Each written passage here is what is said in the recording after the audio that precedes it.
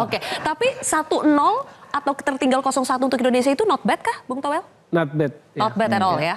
Melihat bagaimana orang-orang sudah berspekulasi nih Reza. Katanya ini bisa 3-0, bisa 4-0.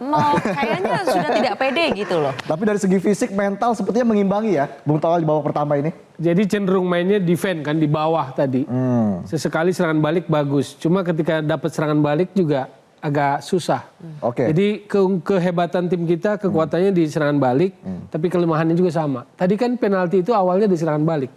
Terus ada pelanggaran penalti. Tapi STY hebat dong, bisa setidaknya babak pertama ini mengimbangi. Saya tidak sepenuhnya mengiyakan pernyataan Anda.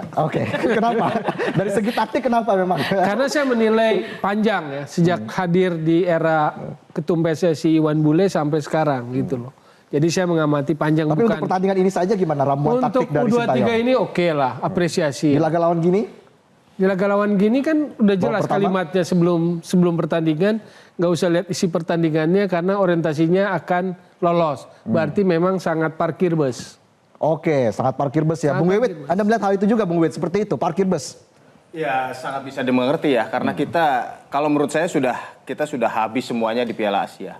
Mental kita, fisik kita, bahkan Sintayong sendiri mengakui bahwa waktu kita melawan Irak kita kondisinya para pemain itu udah habis. Jadi kita hanya berharap yang terbaik nanti apapun hasilnya. Saya setuju tadi dengan Bung Toel bahwa timnas U23 ini sudah pantas diapresiasi. Karena kalau saya melihat Olimpiade ini adalah Piala Dunia di level U23.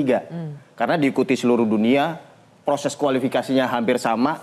Kita sekarang ada di playoff interkonfederasi. Itu kalau kita bandingkan dengan Piala Dunia 2022, kita ada di posisi di mana waktu itu Australia dan Peru yang main.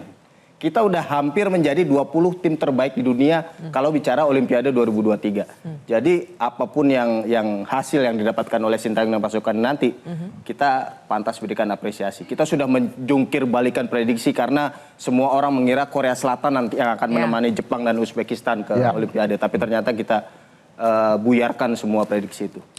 Berarti Mas Hamdan kalau melihat penilaian dari dua pengamat bola kita sepertinya sangat mengapresiasi dan merasa bahwa tidak lolos Olimpiade pun sepertinya bukan masalah begitu besar karena kita sudah banyak sekali pembuktian yang kita lakukan selama Piala Asia. Tapi buat Kemenpora, buat pemerintah, apakah itu cukup puas sampai playoff dengan perwakilan dari Afrika tapi tidak lolos ke Olimpiade?